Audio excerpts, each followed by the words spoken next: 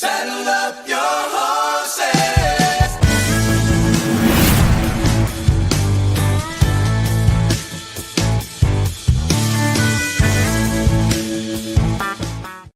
What's going on, everybody? It is another episode of the Mainly Broncos podcast. One step closer. The Broncos are one step closer to the Super Bowl.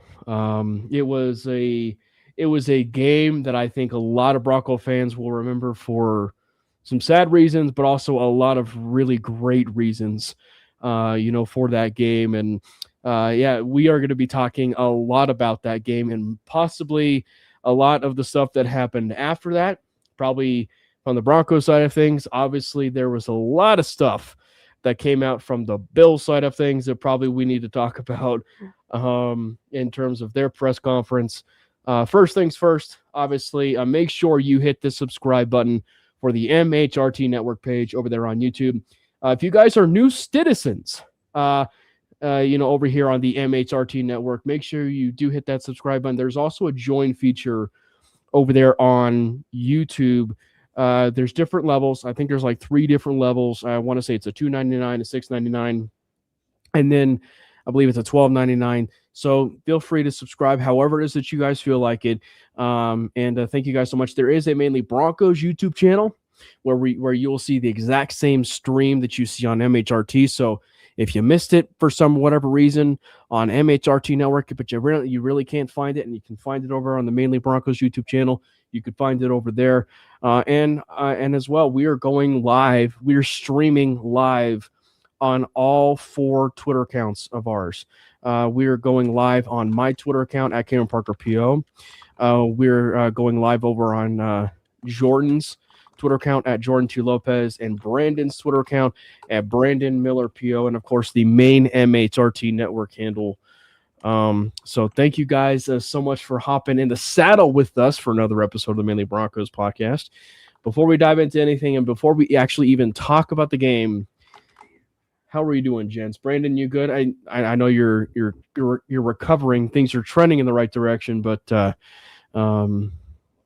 far it sounds like things are going pretty good. Yeah, I'm doing better now.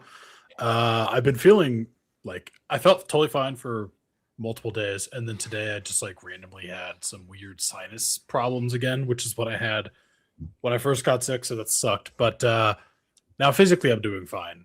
Emotionally, I am an absolute train wreck in every way possible. That was the most whiplash I've ever experienced in my life from a sporting event specifically, and I can't remember that ever happening before in that way. So that was horrifying, but I'm alive.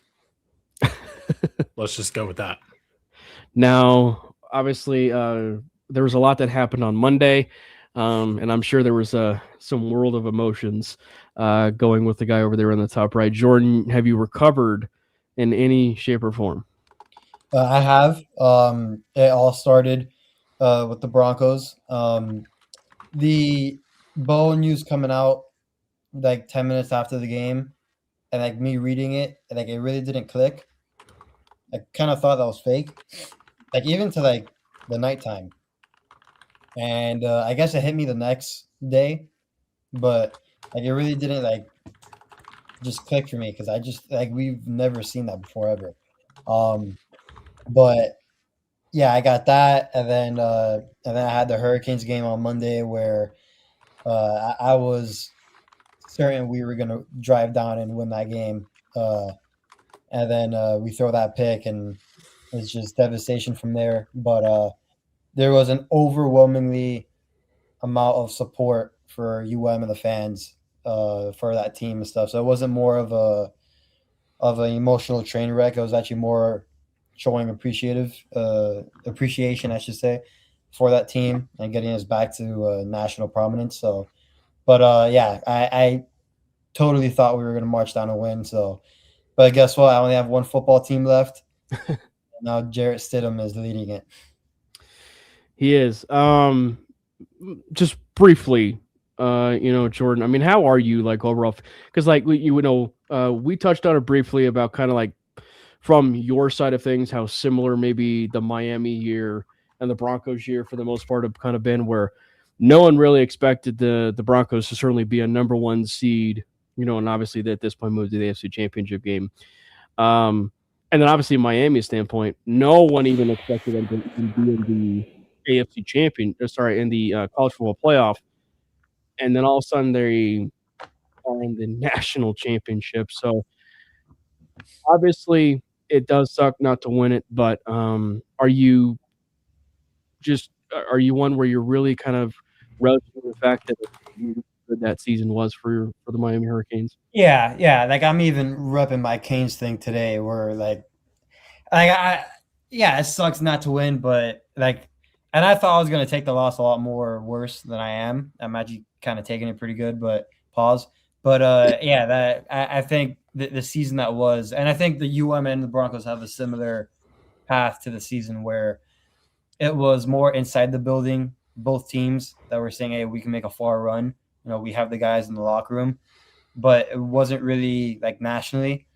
And they both, UM went all the way and was 40 seconds shy from winning the whole thing. And the Broncos right now are one game away from the game. But Broncos have a little wrench that got thrown their way in the midst of it. It did. And it was a whirlwind of emotions. Being at that game, first things first, it was one of the greatest games that I will remember for a very long time. Take the result of going home and, all of that, and driving in and pulling into the garage and getting that news. Take that out of it just for a second, and just that game itself is going to end up going down as one of the best games that I can recall. And I find it funny that the two best games of the year for the Denver Broncos, they scored 33 points, and arguably the exact same jersey combination, except for the socks. That was a bit different. So I kind of found that a little bit funny. But I want to hear your guys' thoughts. Obviously, it was a wild ride. It was definitely a wild ride. Just the initial side of things, just maybe a brief overview of kind of the game and everything that you guys saw. Brandon, we'll start with you. Man, that was a ridiculous game. That was also one of the most confusing games I think that I've watched, and in a sense, it was an amazing game. But some of the turnovers, specifically by Josh Allen, was just mind-numbingly stupid, and I just was kind of shocked at it started off when he it was towards the end of half, and he's running and just throws it behind him. He looked like he was rolling a bowling ball. He looked like he was running one direction and then trying to roll a bowling ball back the other direction from where he was running. I don't even know how to describe it. It was ridiculously stupid. I don't know what he was trying to do. By far one of the just strangest fumbles I've ever seen. But that entire game, I don't know. I feel like going into it, it was a situation where honestly I kind of fully expected us to lose. I was not going to I know it picked us winning. I would have loved it if we won, which obviously we ended up doing.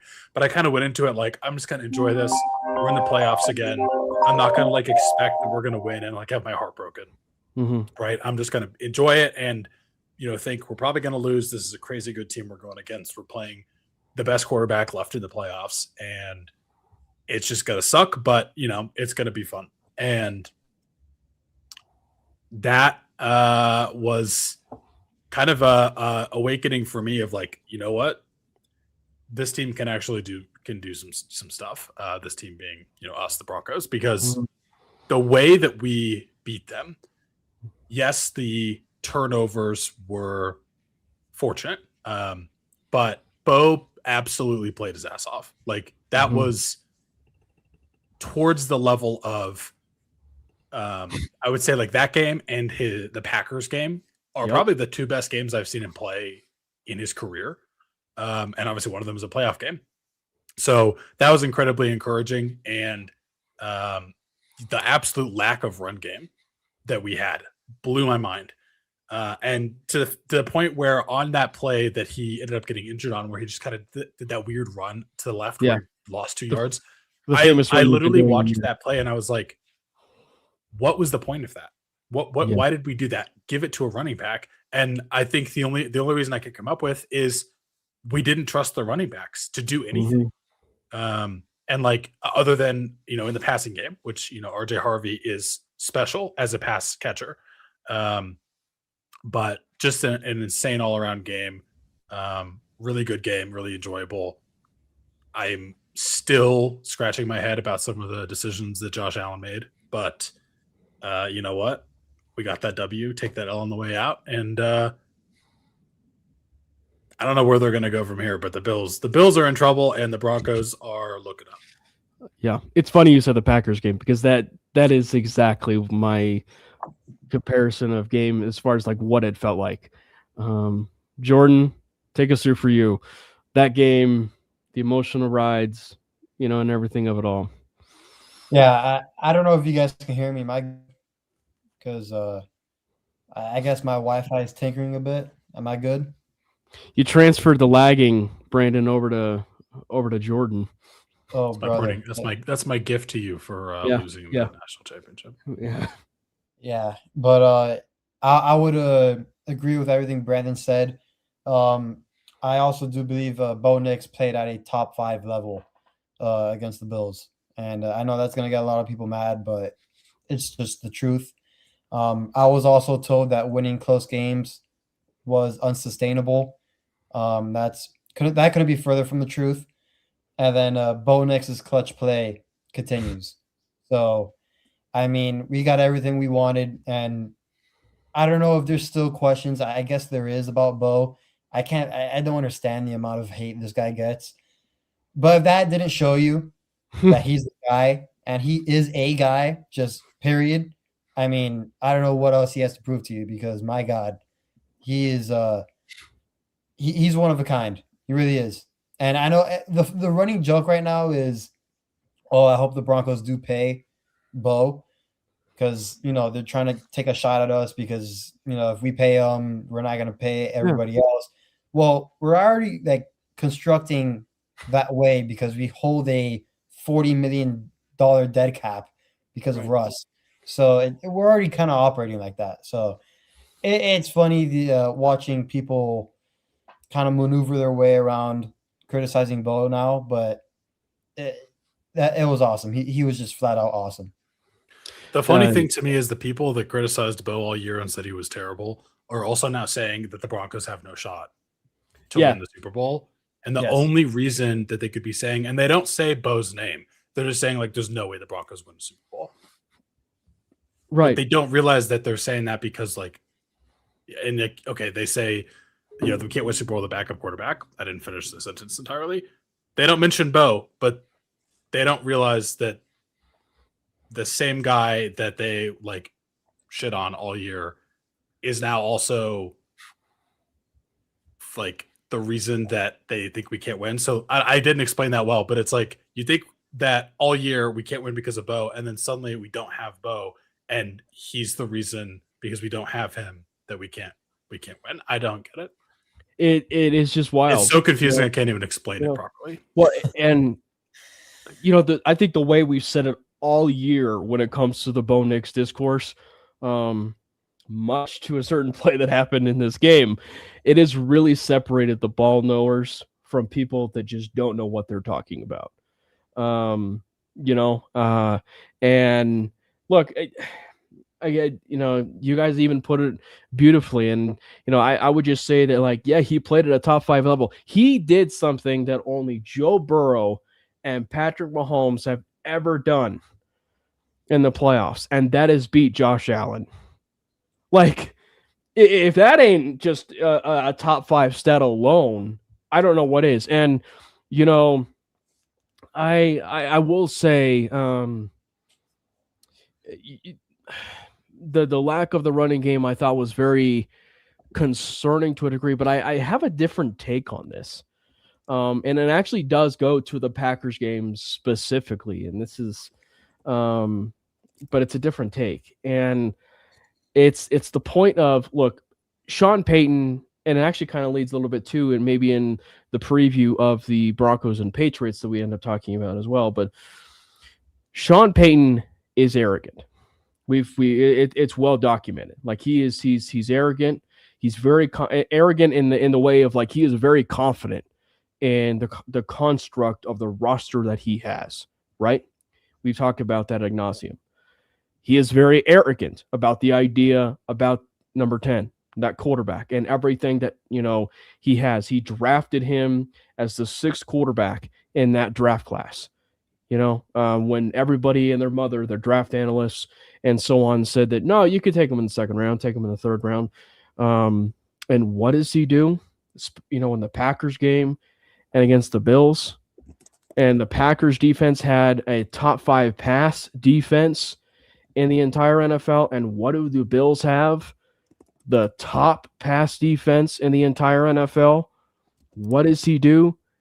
He says, Bo Nix, go light him up like a Christmas tree. I have all belief in you to win this game with with your arm.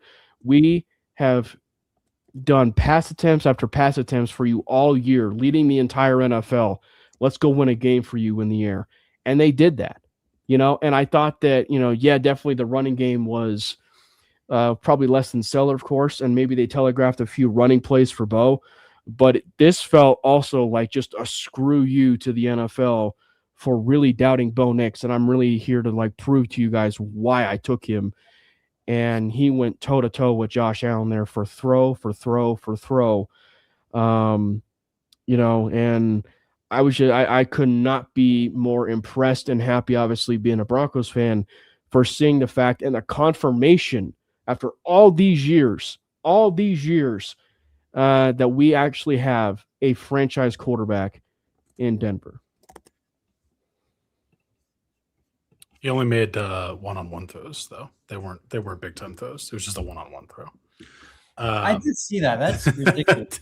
That's kind of ridiculous. I don't even know. Honestly, I should have brought it up. I don't know why I'm giving this guy any airtime at all. There's just people out there that are they just want the discourse, and they just want to hate on Bo because they never liked him, and it just continues to take up space in their mind, and they have to talk about it, even though they should just let it go. I don't know.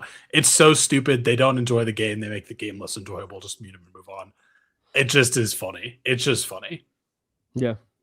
The other thing right off the top, and like I said, we'll dive a little bit more into this game, but look, we have criticized, some of the role players and the players on this team, but you have to give them the flowers. You have to give them the flowers, in this game, and probably we probably should just lead off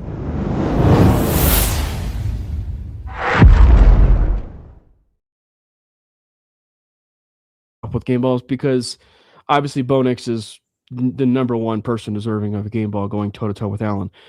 But the reason why I say role players is, of all people, Alex Singleton, right? Alex Singleton set the tone early for creating a turnover off of James Cook, right? Everything that we have been clamoring for the Broncos defense, and frankly, was their only saving grace in that game against that Buffalo Bills offense, was creating turnovers.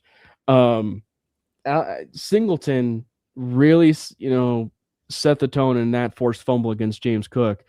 And then all in all, I saw that emoji, Jordan, when little Jordan dropped that ball in the end zone, and then he was able to redeem himself in the end zone. But again, just the role players and just how they really stepped up for Bo, I think is the other sidebar story to this game and why it was such a great game. Well, the one thing I will say that just makes me bummed out, other than obviously the Bo Nix news at the end of the game, is on that very first drive, Pat Bryant was dealing, dude. He was balling. Him and Bo were building that special connection even further in the playoffs. All year, he's been, I would say, a pleasant surprise in, how he's been able to come in and make a difference on this offense as a rookie, as someone I personally didn't like the pick of on draft night. I thought there were better. You aren't the only one. I in thought this there were better channel. wide receivers available, and yeah, he just proved me wrong all season, and he came out in the playoffs and he was stealing. And it just sucks that he had to leave the game, although he's thankfully back at practice, so we might get him back for the championship game, which I do think he would be a big asset for that team. But that just blatant drop by Lil Jordan Humphrey, it just was like deflating. Personally, it was like, this is where it was the end. Well, no, the injury to Pat Bryant, but then at the end, like Pat Bryant comes out, he's playing well. They get into that scoring situation, both throws that pass to Lil Jordan Humphrey. Like, it starts out, I'm feeling good. He throws that touchdown pass, great pass by him, and Lil Jordan Humphrey drops it. And from that point, I'm just like, okay, this is who we're gonna be. Like, this is unfortunately kind of the story of this team this year. Is there's not really enough weapons that you can trust on this offense. Lil Jordan Humphrey, Sean Payton likes him. I don't have anything against him, but I just don't think he's a guy that should be getting meaningful snaps for you at that point. And the fact that we were able to turn it around from there, like, that would be the death knell for this team for the past 10 years. If you have a drive like that and the guy drops it and you're going against the Bills, like, you're probably going to come to pay for that later on. And you might lose the game because of it. And the fact that that didn't happen and we won and we overcame that just tells you how far this team has come and how good Bo is as our quarterback. Because again, that felt deflating to me, because I've seen that happen so many times where it's like, all right, this team just not like, we got to the playoffs, but we're not able to get over the hump because their team still isn't good enough, and Bo put him on his back. Yeah, and that's why the role player stuff is just so amazing, because it raised the level of play of everybody in that room. Jordan, I know you've been really critical of, obviously the role players at times, and and some people in particular, but I mean, it is impressive how well they played, in that game, and specifically the game that was the most watched game since the 1994 Winter Olympics. Yeah, I mean, they didn't start off great, but they kind of got their footing as the game went along. And look. Marvin Mims Jr. getting the ball down the field, running routes. Who would have thought? Every target. I've just been crying about it for so long. And it was, listen, big games, Marvin Mims and Bo, that connection is a real thing. It's actually impressive. Every single big game we've had has been awesome for those two. So to see Marvin Mims have the game he had, and listen, I don't know if he really gets in the game if Pat Bryant is hurt, if Troy is hurt. Remember, he had his hamstring. He got out the game pretty early.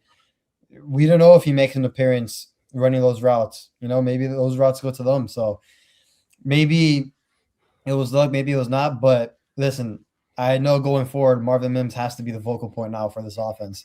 I mean, we all know how dynamic he is. And Cam, you've mentioned it a lot. He might have the best hands in that wide receiver room. I mean, 8 targets, 8 catches? I mean, doesn't get better than that. The 3 people who have the best hands in the entire room is probably Pat Bryant, Marvin Mims, and Courtland Sutton. I mean, Courtland Sutton definitely has his moments, but between those 3, those are probably your best hands on the team. Mike, shout out you, man. Mile high salute. I definitely know it can be a little bit unbearable living down there on the East Coast. We actually have someone on the network who I do a show with for 5280, and he's on the East Coast, right near New England and stuff. So he's definitely getting in a bunch in terms of from those Patriots fans. But shout out you, man. Thanks for hopping in the channel. Go Broncos, and hopefully we can get a win. Yeah, and it's one where that maybe that's just the other takeaway of this too is like, remember all the talk about, and granted, maybe at times we fell into we fell into a little bit when we were talking about how, oh, was this really the vanilla offense that was this really a vanilla offense that they were having the last 2 weeks, of the season, or was this really their offense? And obviously we were led to believe that it was just a vanilla offense and it really wasn't the offense that, that they really had in store, if you will, right? Well, I think it's very abundantly clear. They were running that vanilla offense, those last 2 weeks. And I believe it was Mega's point, maybe they did.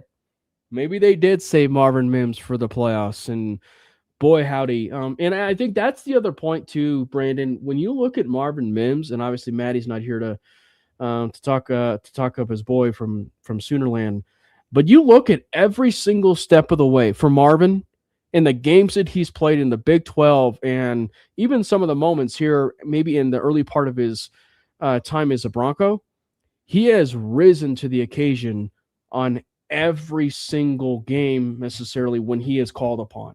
The Bengals game, and then obviously most recently, if you will, this playoff game with Buffalo.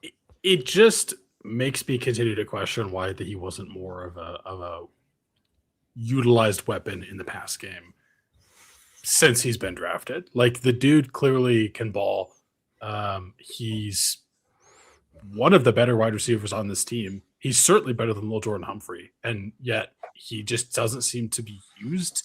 I don't know if it's just like Sean didn't have a good game plan or couldn't figure out how to fit him into the offense until now, but he's been just kind of a little bit of a revelation.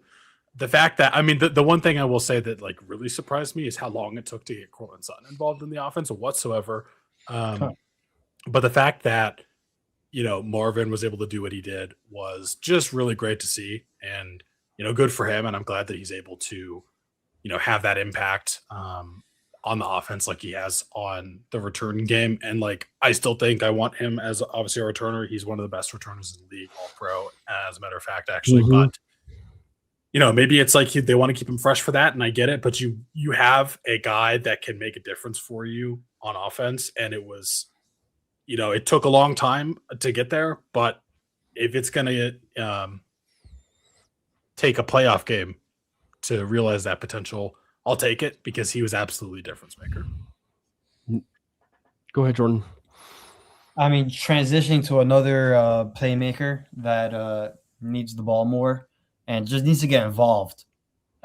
Evan Ingram, if he's not involved against the Patriots, I think we're going to have a hard time because Patriots defense is really good. I really respect their defense. Vrabel's going to have a great plan going into that game. I don't know if it was a Bo to Ingram thing, which I'm sure it wasn't. I just think he's getting lost in the offense somehow, some way. I mean, I'm pretty sure there's other reasons why. I feel like Bo and Ingram have a good relationship on and off the field. Mm-hmm. At least what it seems like. If he doesn't have a connection with Stidham, then I don't know what is going to happen with Evan Ingram moving forward, because he is still a dynamic playmaker. We just haven't seen that. And Regularly. Stidham, yes, correct. And maybe Stidham gets him involved a little bit more, force feeds him a little bit more.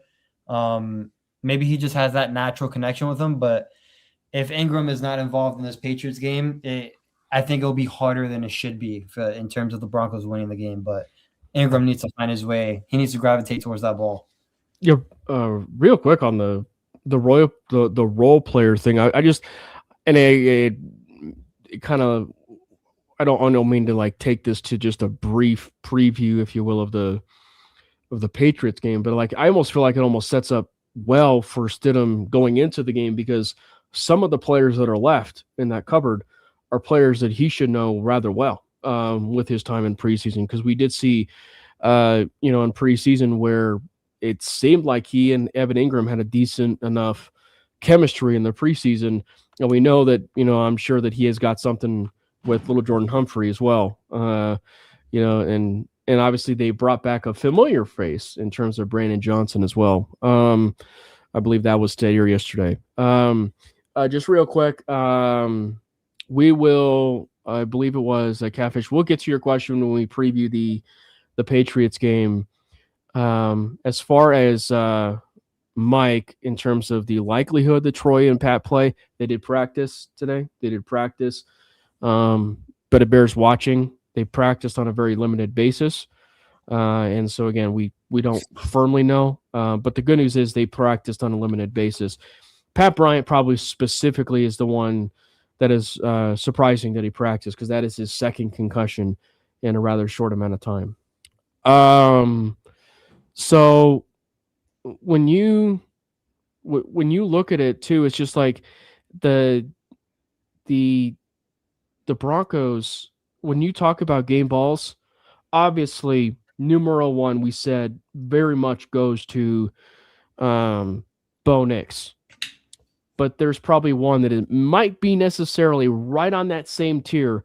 And, as we were just focusing there a little bit on the offense, it's perfect to transition to the defense. And there is no person, that needs to be mentioned more.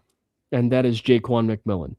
Great moments are born from great opportunity, right? That's what the movie Miracle taught us. Jaquan McMillan made not just one of the biggest moments in Broncos playoff history and Broncos history, but one of the biggest moments in NFL history. And it caused a firestorm with the Bills fan base and apparently the Bills ownership and organization for them to fire Sean McDermott, immediately following that game. But Jaquan McMillan continues to show up in big time moments, Brandon. Yeah, he just simply is the most high value, I guess you could say, player in the NFL. Like, for the relative to the amount of money that we are paying him and what we are getting out of him, he is the biggest steal in the league right now. He easily is top 10 in cornerbacks in general, but you'd look at cornerbacks, he kind of primarily plays more in the slot. He's probably like a top 3 corner at worst. And he's just special. Like, he is so versatile.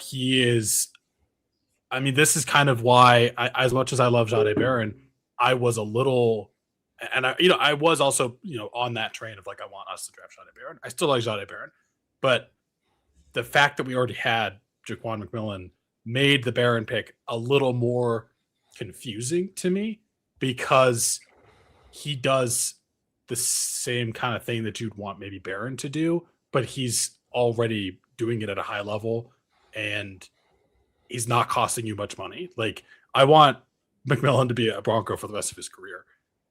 And it's going to be, I don't know if that's going to be the case. I mean, again, because they're going to have to figure out a way to get Barron on the field. They spent a first-round draft pick on him, but you have to also figure out a way to get McMillan on the field and keep him on the field, because he is going to make plays. And he is an absolute difference maker, one of the best players on this team.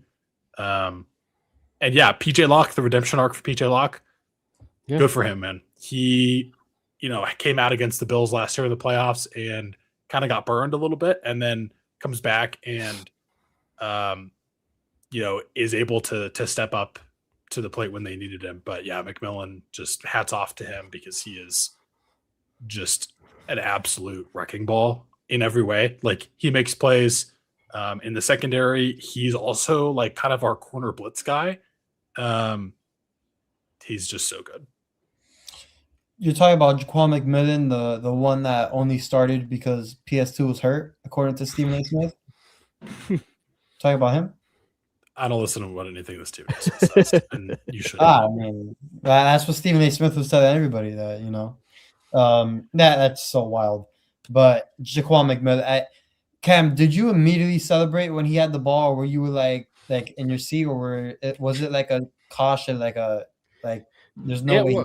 caught that, right? it was hands up in the air, like kind of like one of these kinds of things, and then like he got it, like he got it, like it was actually an interception, because like obviously with where we're sitting, which was section 135, you don't necessarily have like the greatest view, or I should say, we clearly didn't have the best view when it came to actually whether or not it was an interception or not. But yeah, it was one where it's just like, huh? And so like it was almost like the one in like the way I would describe it's like baseball. You know how like in baseball, whether or not an outfielder's got it by just looking strictly at the outfielder and not the ball. Yeah. This was a case of like at that point when I didn't know what was going on, I strictly look at the ref, and I was just like, what is the ref doing? And then I started following the crowd, and the crowd's getting cheery, and I'm like, oh, what's going on?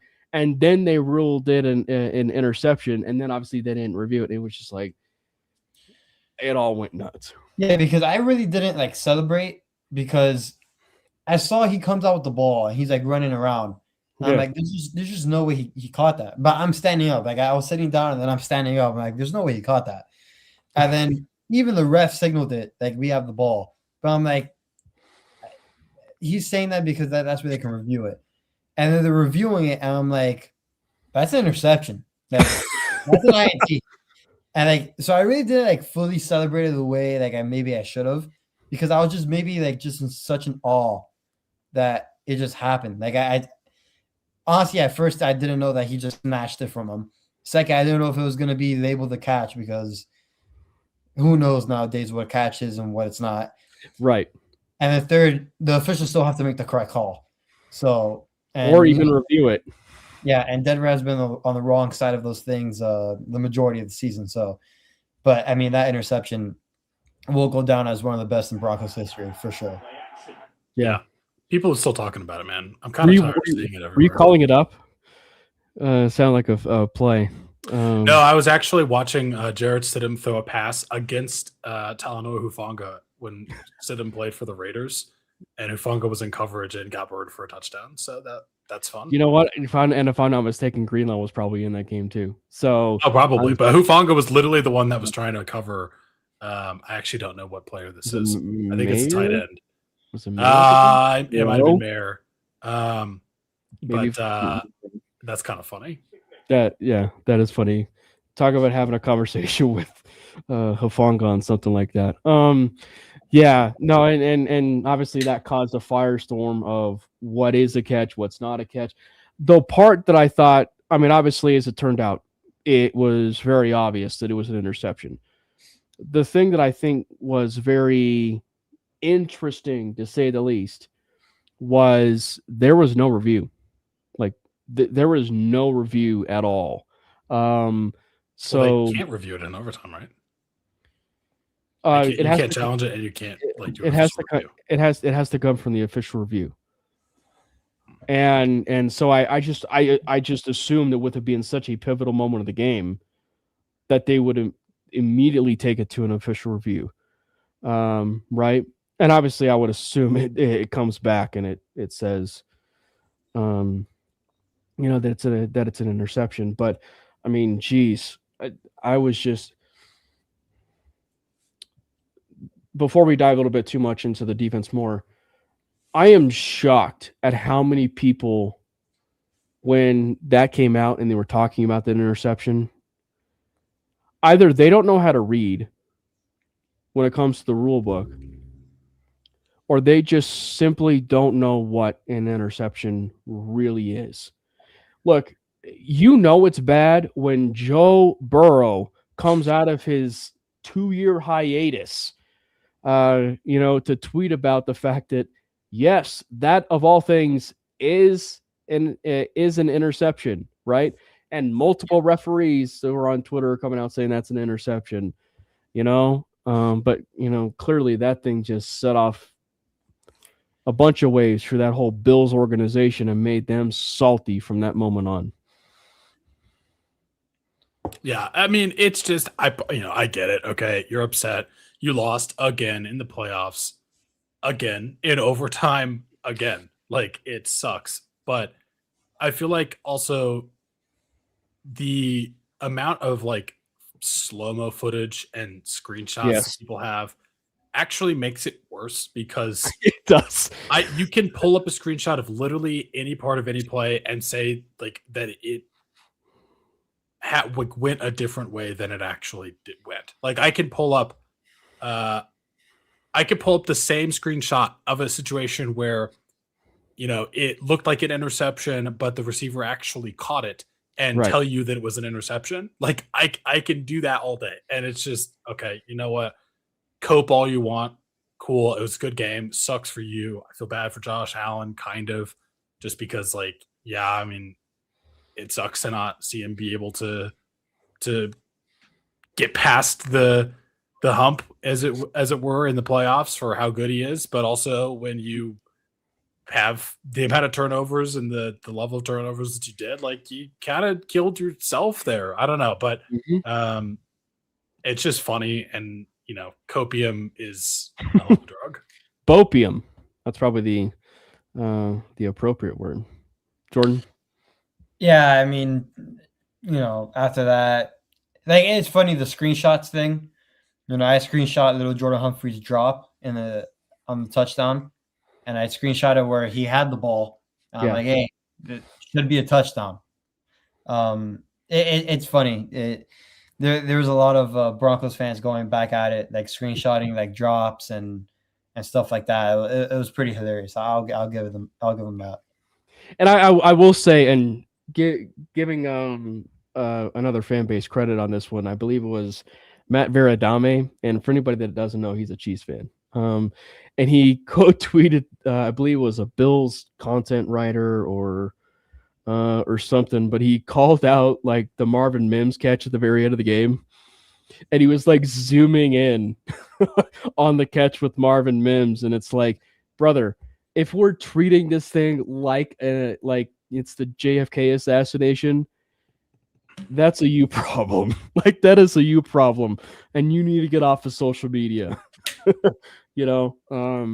So I don't know. It's just it was one where it was pretty evident that at that moment, the wheels really fell off the Bills, and you really got a sense that there was some conversation had of the staff and that ownership of where things were going with Sean McDermott before the game, because at that moment, after that interception in overtime, they were walking on eggshells the entire rest of the game, losing composure. I mean, Josh Allen even losing his composure just a little bit at the end of the game. He didn't lose his composure in the press conference. Shout out to him. He was really the only one that was handling it with grace in the press conference. But I mean, like Tre'Davious White was losing it. Everybody was losing it. And I mean, look, to a certain extent, you could argue that the Bills could have done things a little bit differently, but I think that when you look at it from the standpoint of the Bills in this game, Josh Allen was the reason they were in the game. Josh Allen was the reason they were in the game, and Josh Allen was the reason they lost the game, right? As far as players go, and then obviously at the composure, the end of the game there, that was a disaster. I mean, yeah, that he missed that like absolute wide open touchdown pass to one of his tight ends that would have won them the game. Like, at a certain point, you got to prove that you can do it. And I'm not saying that Josh Allen is a fraud at all. Like he's proven that he can do it, but this is part of being a quarterback in the NFL and being able to win in these moments. And he just hasn't done it yet. Like, I mean, not that he hasn't won a playoff game. He's obviously won playoff games. Bo Nix now has more playoff wins than Justin Herbert. Justin Herbert's the one who's shown he just can't get past the playoff hump. I mean, look, I like Justin Herbert, but he's looked absolutely atrocious in pretty much all of his playoff games outside of that one where they were winning against Jacksonville and then they just completely threw it away, and that was still partially on him. But yeah, I mean, Josh, they gotta figure it out. I don't know. I do think their roster sucks, but so does ours. Like, honestly, we have some good weapons, sure. But if this is like going to be about, well, the Bills don't have a wide receiver. We have like one good to great wide receiver and some guys that are pretty good and no tight ends, really, because Evan Ingram still hasn't done much, and no running game. And they have the best running game in the league. And so it's just like, at a certain point, it's on the quarterback. Like the amount of times I've seen people still just give Josh Allen every excuse in the book. You know what? He still has to be the one to like punch it in, and he hasn't done it. So I'm not saying he can't do it. Obviously, he's shown he's had success in the playoffs, but find a way to play this in Buffalo. Great rage. That's great rage bait, buddy. Great rage bait. Good one. What about you? I thought the play at the end of the first half where the Bills have the ball, 16 seconds left, and no timeouts, and they decide to throw the ball. And then nothing's open. Josh Allen scrambles, and then he fumbles. I mean, that's a fireable offense. So in terms of the transition to like the Sean McDermott firing, not surprised he got fired. In terms of Josh Allen turning over the ball, I was somewhat surprised with the amount of turnovers he had. Mm-hmm. But again, I don't think like being put in that situation costing him 3 points.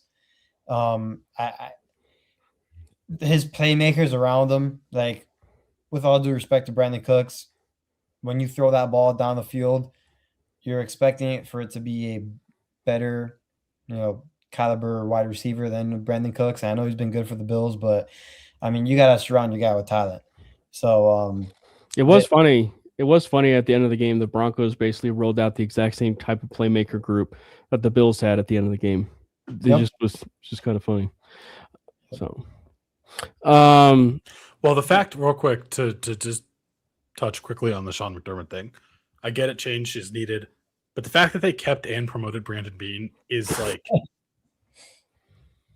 I don't have the words to describe how that makes me feel, but it's like so. This isn't the word, but the only thing I can come up with is it's hypocritical. Like you need change, and so you decide you're going to make a change. Good on you. You fire the head coach. Sure, there can be a good point to be made that it was time.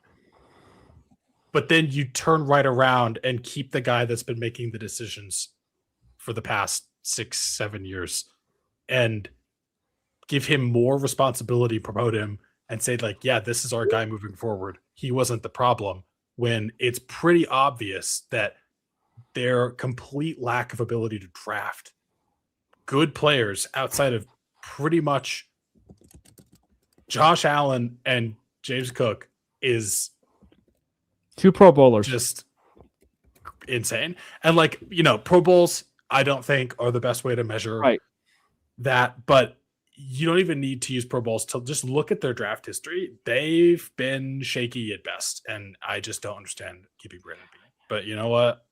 And you're going to make it easier for the Broncos to beat you again. So the one thing I will say too about the Bills and firing McDermott, promoting Brandon Beane, etc., I've seen a lot of bad pressers. We, as sports fans, Bronco fans in general, but sports fans, have seen really bad pressers.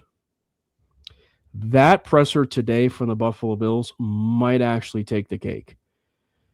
You have the owner, I believe his name was Pregula for the Bills, actually say the loud part out loud, of like, we basically not even respecting the time that Sean McDermott gave that organization, whether he should have been fired or not, or whatever. But, he still went to playoff appearances, championship appearances, whatever, but taking that time to basically slam the previous coach that was there, while also slamming a draft pick you had recently took 2 years ago or 1 year ago or whatever it was, right?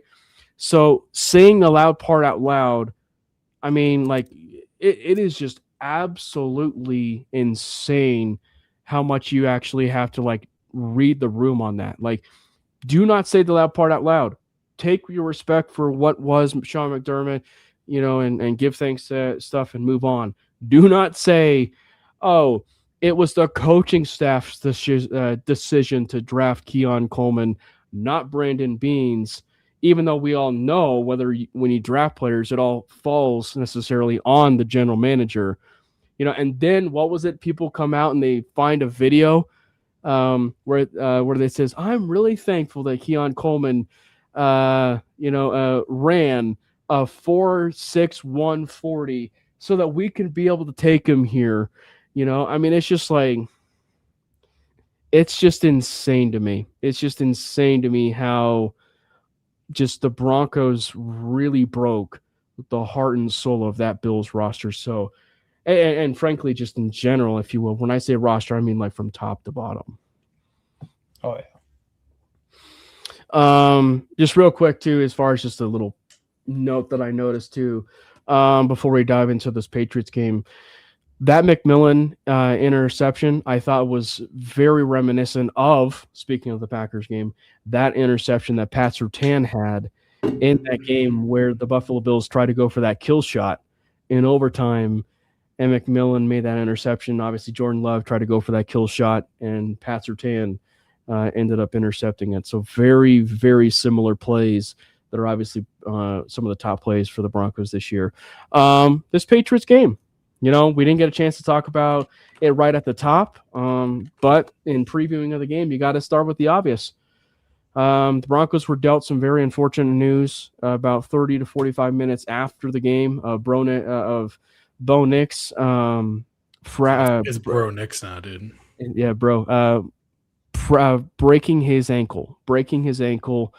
Literally after the game, the news broke, and there was a lot of conflicting reports of of that, like it was the second to last play. Obviously, Sean said second to last play, but he meant the running play where it happened on the meaningless play that Brandon talked about. So he goes down. He immediately flies down to Alabama, very familiar territory to him. He has the exact same doctor, funny enough, as Joe Burrow, who had his 2-year hiatus, of course, from social media, tweeting out that. Anyway, that's a very funny point anyway. But anyway, he sees the same doctor as him, and the surgery went well today, of course, because we got the update. So Broncos will be rolling with Jarrett Studham against the New England Patriots. Jarrett Studham, and yes, for anybody that does not know, anybody that is on the X Twitter platform, everybody in Broncos country is rallying around Jarrett Stidham as starting quarterback. Brandon and myself have updated our profile pictures over there. Jordan is a bit lacking, if you will, and hasn't changed up his. Some would say I've changed it, but But to tie a bow on all of it, I'm going to ask you, Brandon, because you cannot have a drop off between Bo Nix and Jarrett Stidham. However, because I think when people say the offense is going to be more consistent, more consistent, than Bo Nix, I think is doing a little bit of a disservice to Bo. So I just ask you, do you find it that they might be the same or a little bit more consistent with Stidham at quarterback? I don't know if I'm going to go either way with this one, to be honest with you. I don't think it's going to be more consistent. I think Bo's a better quarterback than Jarrett Stidham. Straight up. Thank you. I think top 10 quarterback. I think that Jarrett Stidham is going to here's the thing. I kind of get where they're coming from, but it's not. I don't know if they're explaining it the best way. I don't think it's like a situation where it's going to be more consistent. I think what Jarrett Stidham gives you is he gives you a floor that is, I'm not saying it's like a higher floor than Bo, but I think it's just like at a different level. Like Jarrett Stidham, he's going to give you the on-time plays. He's going to throw the quick, 3-step, 5-step drop route concepts. He's going to throw like some slants. He's going to put the ball in the right place. He's going to, do the things that you need your quarterback to do. I do truly believe this. I think the offense is going to be passable. I think it's going to be competent. I don't think it's going to be great. I definitely don't think it's going to be as good as Bo. I don't think it's going to be more consistent than Bo or as consistent as Bo. But I think you're going to get a level of, I don't know like the best term to use here, because it's not necessarily consistency. I just think you're going to be able to get a competency, I guess is the best way to describe it. You're going to get a competent quarterback who's not going to blow you away. He's not going to make the same crazy plays that Bo makes. He's not going to do like that, falling down, ridiculous touchdown pass. He's not going to give you he's not as good of a thrower on the run. He's okay of a thrower on the run. He just is a downgrade in most ways to what Bo does, but he's still serviceable. Like, you're going to get a serviceable offense. If J.K. Dobbins is truly back, that's going to be an absolute huge boon. If Pat Bryant can come back, I think that's going to be amazing as well. I would push back on it's going to be more consistent. I just think it's going to be, you're going to get a competent, serviceable quarterback and offense, and it's going to be passable. It's not going to have like the same crazy moments. It might not have the same ups. It might not even have the same downs. That is something that you've kind of seen with Bo sometimes, is he'll go through phases, and this is normal of really any quarterback. He against the Bills, he had quite a few passes that were battered at the line, and I don't know if that's on. I'm not gonna say that's even on Bo. I think the defensive line for the Bills showed up in a big way, but you just kind of get that ebb and flow of sometimes it's crazy, and then sometimes he makes mistakes. I'm yeah, that's gonna happen.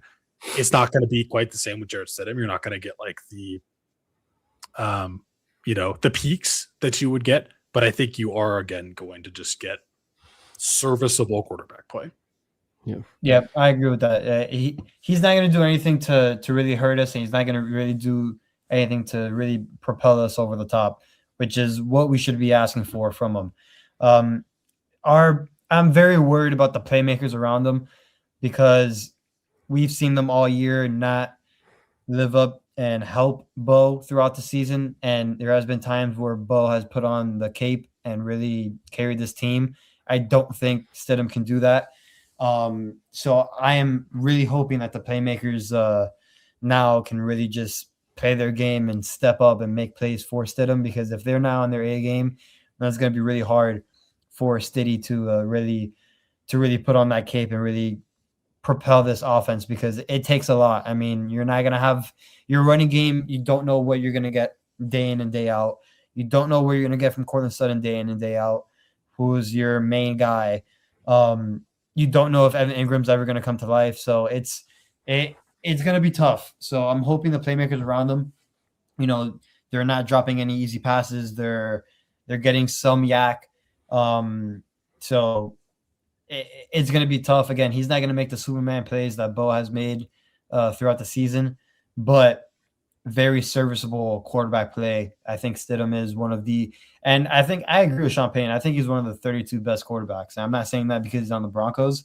I'm saying that because of what we've seen. So I like Stidham in this position. We're not going to ask him to do a ton, and we're not going to ask him to put us in jeopardy. So I like him in this game, and I ultimately do think that he'll have a good game.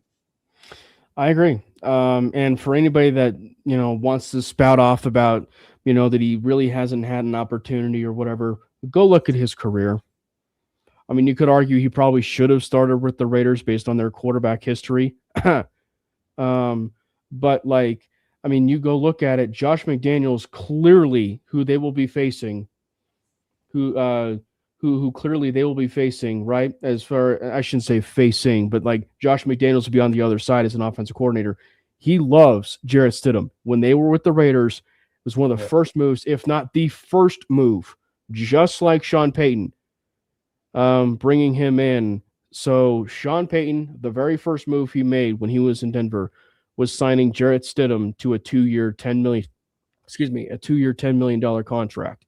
And why did Jarrett Stidham not see the field in New England? There was a Hall of Fame quarterback in front of him. Like, there's a Hall of Fame quarterback in front of him. So don't play this dumb thing with me, in terms of Jarrett Stidham. And then he comes over to the Broncos, and then and then obviously he has the exact same situation with Bo. But when the opportunity has come, what does he do? He has great games against the Kansas City Chiefs, and he has great games against the San Francisco 49ers. And I believe it was in that same year those two teams met in the Super Bowl. So he has clearly, when that time has come, in very rare games and rare opportunities, has come out and play. And the most important part of this, he's at home. I'm going to yell that from the rooftops. It's a very rare situation where you have a moment where a backup quarterback like this is thrust into a certain situation and they're home. They're usually gifted keys, and it's a very uncomfortable situation where they're on the road. No, they're at home, and the home team can rally around Jarrett Stidham, and he can be that competent quarterback that can be, if you will, just simply a quarterback and not a playmaker out of the pocket and a true athlete out of the pocket like we know that Bo Nix can be, but just be a guy who's competent enough, move the ball around, hit his playmakers, hit his assets that's on that offense. And I think I will just say this. I think the Broncos, nothing's going to change schematically for this team. Nothing. The only thing that I would just say from a schematic standpoint is you might be a little bit more heavy on the running game. And I think that from the vantage point of, when you look at it from the standpoint of Dobbins specifically coming back, and I believe it's very obvious that he is coming back, it'll be the best news for the Broncos to do a true running back by committee with R.J. Harvey, Dobbins, everything we were kind of expecting at the beginning of the year. And I think that running game is going to lead into the idea of everything we were hoping to see at times with some of the Bo Nix offense, which was some of those bootlegs, the play action, everything that has been fed off of some of the best offenses for the Broncos this year. I think that, there's not going to be much change. There really is not going to be much change, I think, schematically. I think the only thing that's going to be different is just players are going to be involved that probably weren't. I think you are going to see a little bit more Evan Ingram in that game. I do. To me, I think the biggest thing that's going to really set the tone in this game, obviously return of J.K. Dobbins, huge. The pass rush to me is going to be the difference maker. Like, if we're able to get pressure on Drake May, like we were able to get pressure on Josh Allen, I think it's going to be huge. I don't know if you guys saw what happened after Will Campbell, their rookie left tackle, came back. Patriots never won a playoff game in Denver. That's also true. Also, you can't buy a ticket to this game unless you live in the Rocky Mountains, which is pretty badass, actually. Don't lose to the Raiders, that you could be in the situation, New England. But anyway, what I was getting at is Patriots left tackle Will Campbell, probably going to be a great left tackle in the league. Like, I think he's a good player, but he has looked pretty rough since he came back from injury this year. And I think he's going to be pretty easy to take advantage of by this pass rush unit. So I'm expecting them to go off. I think that's going to be the key to winning this game is, Jarrett, come in, be efficient, don't turn the ball over, make some plays when they're there. This defense is good, yes, but it's not, a world beater. And lean on your running game some more with J.K. Dobbins back, and let the defense force some fumbles. Let the positive turnover regression continue.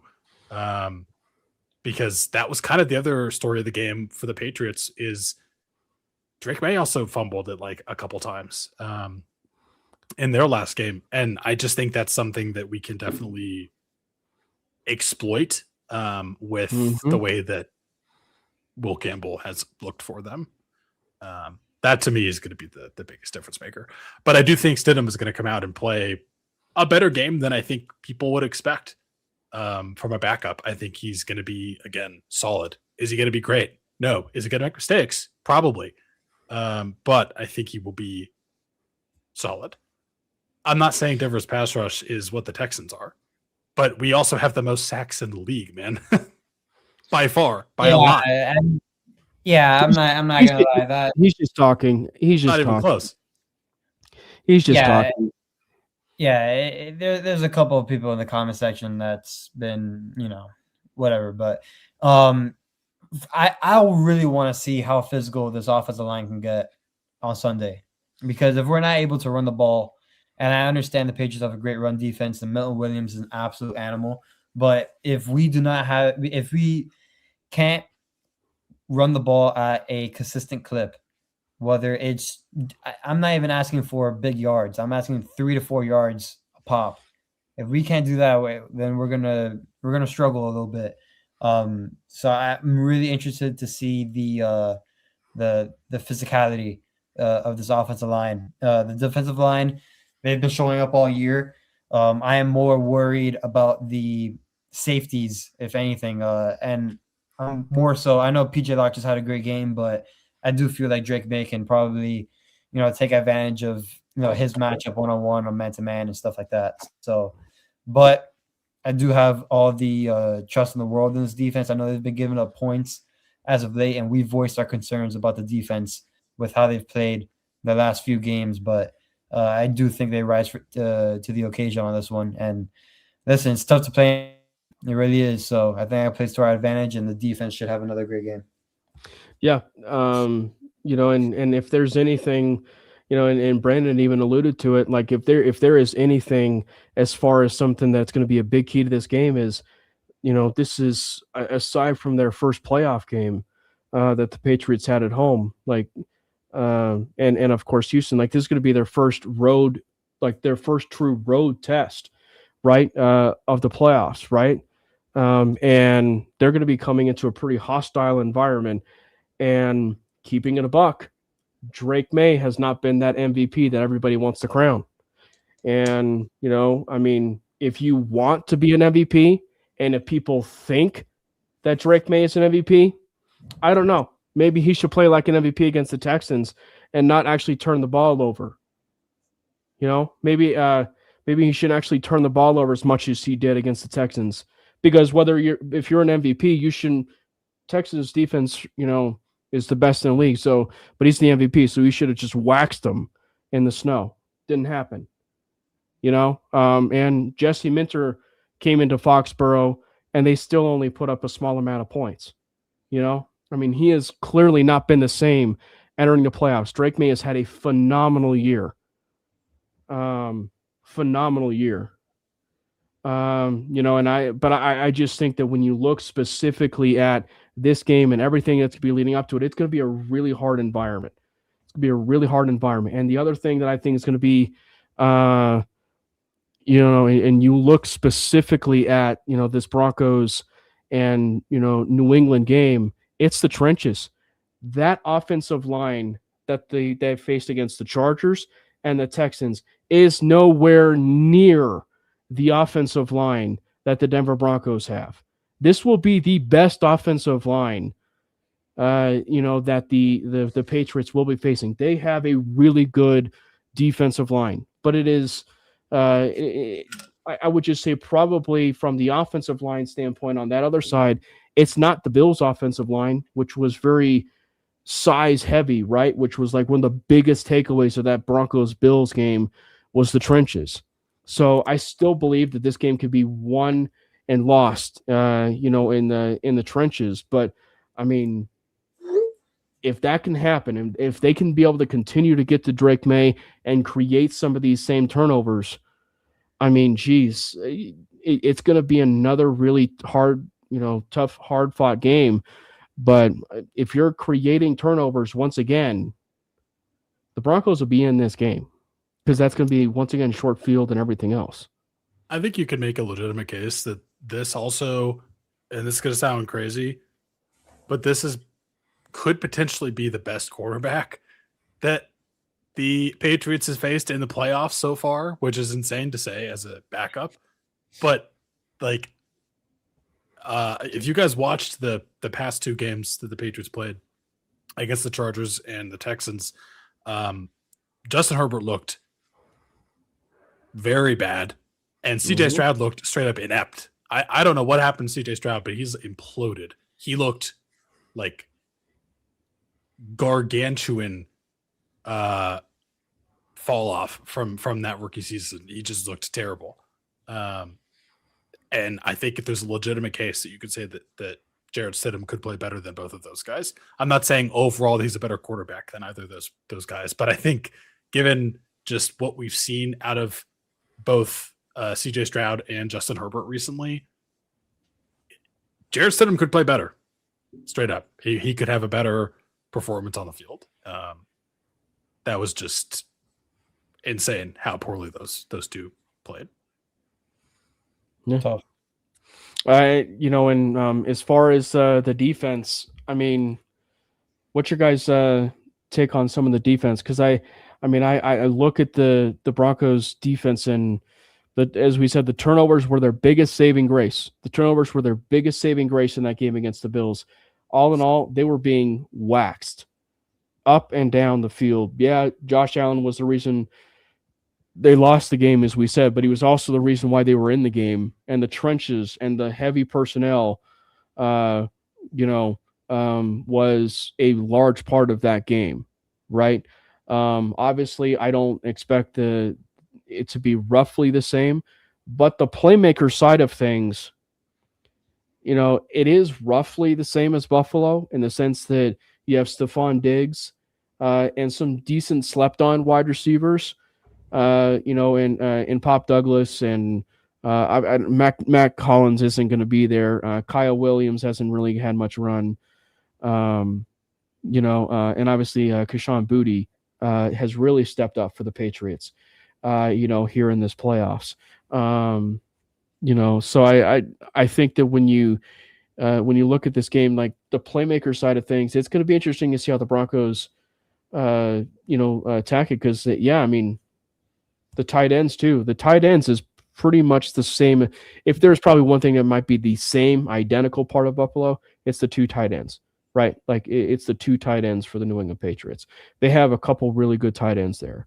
And then on the running side of things, no, they don't have James Cook, but they do have Ramondre Stevenson and Travion Henderson, who obviously we as Bronco fans wish we would have drafted. But all things considered, Harvey's been turned out well. It's going to be interesting. I think Hunter Henry didn't practice today, or he was limited in practice today. So he'll probably still play. Also, Harold Landry for the Patriots did not practice today with a knee injury, so that will also be something to monitor moving forward. But yeah, I think for the biggest test on this defense is definitely going to be, can they stop? Can we limit the run game? Drake May has been very, very good. Don't get me wrong. I think still making him beat us through the air is going to be, I'm not saying that's going to be the path to victory, and he could definitely still decimate us, but you can't let Travion Henderson do what Travion Henderson does. Like, he is incredibly explosive. He's had, I think, at least 3 50-yard touchdown runs that I'm aware of this season. So you definitely got to be more in it in the run game than you have been in the past, and specifically against the Bills. I just kind of am sad that I'm not sure how much of a leading candidate Vance Joseph is for any of these head coaching interviews, because honestly, I think we need a different defensive coordinator. Like, I don't have anything against Vance. I think he's a good defensive coordinator, but there's just something up with his defenses later in the year that they just don't work. And obviously, we don't mean it in a bad way. Like, and we would have to be careful when we say that, because it's not like we're saying he needs to be fired. It's just, I just want him to be hired elsewhere as a head coach so we can hire someone else. I like Vance. I'm not saying I don't like Vance. I think he's a great defensive coordinator, but there's something wrong. I don't know. But all in all, the best way you could do it is move on to the next, And I get it. The Broncos didn't actually have like the best end of a season, if you will. But to their credit, to their credit, they were very flip the switch when it comes to the turnovers. If you can bring that same type of aggressiveness that they had at the midway point of the year, you know, and they bring some turnovers on top of that, which they probably could have converted in some games, it's going to be a very interesting game, you know, because yes, Drake May has never been in that stadium, and it's his first road test of the entire playoffs. And even Julian Edelman, even Rob Gronkowski, even Tom Brady has talked about how tough it is to play in that stadium. So for all these Patriots fans that are spouting off about how this is going to be such an easy win, it is never easy in the Mile High City. It is never easy in the Mile High City. And if it is, guess what? Because we're fans, we have an excuse because our starting quarterback was out. I think they forgot what it's like to play here, but they're going to remember real quick. I will say this too, though. I mean, just simply from a Patriots and a Broncos side of things, it just feels so good, though, in the last 10 years. It feels like elite script writing for it to be in like 10 years ago. It was the Broncos and Patriots in the AFC Championship, and we've reached the point where it's the Broncos and the Patriots again in the AFC Championship. It is elite script writing. Yep. I mean, 10 years later, Broncos, Patriots, back game, Raiders still suck. I mean, still great. Yeah. Nature is healing. Nature is healing. And then obviously I say all of that because I do think it's going to be a really tough matchup. And I'm a Bronco fan, you know, and because it's, you know, we're all riding high, if you will. Could it be a Patriots win? Absolutely, it can. I wouldn't be shocked if it's a Patriots win. But just as far as the just the vibes and just rolling with the Broncos, I'm going to roll Broncos. I'll say Broncos win this game. I think it's going to be really close. I do think it's probably one of those, whether it's the Patriots way or the Broncos way, I think it ends up being a game-winning field goal. You know, and I really do think there's a chance the Broncos can have to take away this game. And I think based on last year too, like with how Will Lutz had that missed field goal at half, even whether or not they beat the Bills, I think it would be a little bit surprising if there wasn't another Will Lutz, you know, continued arc, if you will, of getting better, you know, since that last year in the playoffs. So I wouldn't be surprised if there's another game-winning field goal on deck for Will. Yeah, I think this is going to be an interesting game. I think it's going to be a good game. It's going to be tough for sure. Like this is not going to be an easy game. I just have to keep the magic going in my heart and in my soul, and I'm going to say that the Broncos win, but I'm going to say it's like 23-20. But it's going to be a good game for sure. It's probably going to be another, you know, cardiac Broncos situation. But I think it'll be good. Yeah, for me, I have the Broncos winning 21-20, 1 point game. And I'm pretty sure you guys Oh, do we lose Jordan? say that I have a certain prediction for this. You And definitely that's did. you know what it is, Cam? What is it? I've said weeks and weeks before that Hufanga will finally get his interception No, geez.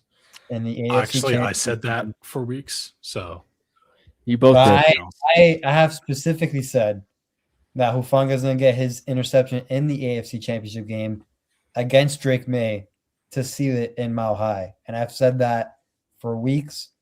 On Sunday, we see it coming to fruition. okay. So 21-20. Brandon? 23-20. 23-20. That's actually my score. Yes, I think it's going to be like 23-20. I say all of that. Oh, and by the way, if we're going to be talking about stats, Jim Nance and Tony Romo are on the call. And as much as I'm not a big Tony Romo fan, the Broncos are undefeated this year. With that cast of characters. So all in all, I do think it's going to be a really good game. And I also want to remind people in Broncos country, and I hope even in the national media, obviously we're fans, and that's the whole point of being a fanatic. I want us to also take a moment and really just kind of sit back and really relish in the fact of how great this season has been. For all intents and purposes, they've won 2 playoff games because of the first round bye, right?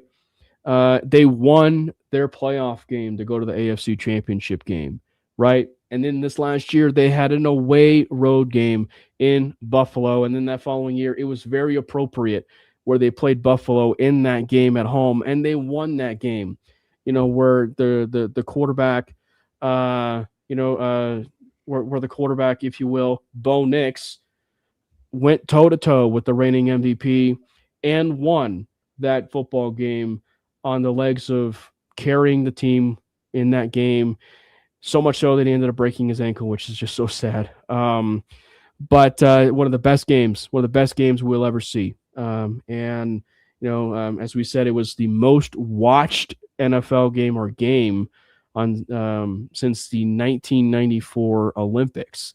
I believe the Broncos tweeted that out, which is nuts. I think that it's one where, I'm definitely excited for how this season's gone, and I'm definitely hoping that we can be able to come away with the victory. But it's one where, man, this has been such a successful season so far, and the growth of the team. Yep, for sure. Yeah. And yes, while I get it, it's I'm happy with it. Sure, I'm not an athlete. I'm not in the room where I could just say that like it's Super Bowl or bust. But when you look specifically at everything Sean Payton envisioned for the team, there were 3 things. They've accomplished 2 of them. That's a 66%. That's a passing grade, not a failing grade. That's a passing grade. So that's good enough for me, if you will. And then hopefully we can continue to grow more. Any other final thoughts? Dude, if we win this game, I'm going to buy a Jarrett Stidham jersey regardless. But if we win this game and Jarrett Stidham comes out and he dresses like the LeBron meme with the headphones and the glasses, Ring of Fame. Yep, Ring of Fame. I agree. Yeah. Jordan, final. Do you have any final thoughts? Man, 1 win away from the Super Bowl. It still really hasn't hit me, but Broncos win, and potentially we get rumors and we get hopes of just maybe one of the greatest stories of all time. But we have to win first. There's probably one thing we didn't get a chance to maybe mention a little bit of, and no, he is not playing, but the Denver Broncos, as Mega mentions, they are overdogs again at home. And if there is one thing, whether Bo Nix has been at the helm or not, that has been one of the biggest elements where this team has been pissed off. So if you really want to feel pissed off, favor the Patriots. Favor the Patriots for the Denver Broncos at home in the Mile High City. Incredibly disrespectful for an AFC Championship game. And look, did it turn the favor for the Miami Hurricanes winning that game? I hate to stab Jordan on this one. No, but it was a really good national championship from start to finish, and it was just because of the energy of them playing the card of being disrespectful or being disrespected, if you will. So the Broncos being picked as the overdogs are feeling disrespected. So, and with that, hopefully we talk about it. Hopefully we talk about another Denver Broncos win. I will not be available next week because I will be over in Mobile, Alabama for the Senior Bowl, getting a chance to look at some draft prospects, maybe some featured Denver Broncos. Hopefully not having a flood of like 15,000 messages from Jordan telling me that I need to get Ruben Bain on the Mainly Broncos podcast, so hopefully that doesn't happen. But the guys might actually end up doing a show next week. So we'll see. We'll definitely be doing some more talking, but shout out to you guys. Shout out to the chat. It was definitely lively. We definitely had some energetic conversations, possible trolls, if you will, maybe from the New England side.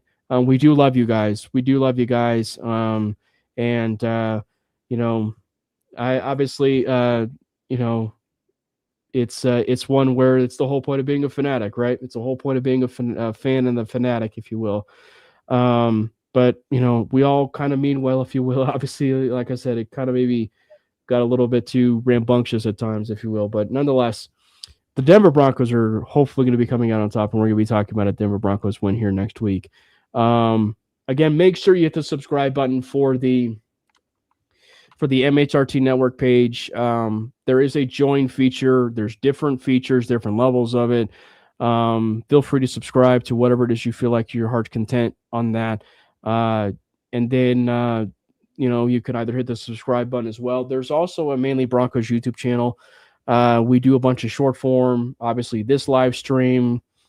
If you missed it over here on the MHRT Network page, you can get it over there on that channel if it's easier to find over there. And then obviously, before we lose it, if you will, on our accounts over there on X, Twitter, we go live. We go live over there on all 4 of the Twitter accounts. Mine at Cameron Parker PO, at Brandon Miller PO, at Jordan T. Lopez, and of course the MHRT Network page.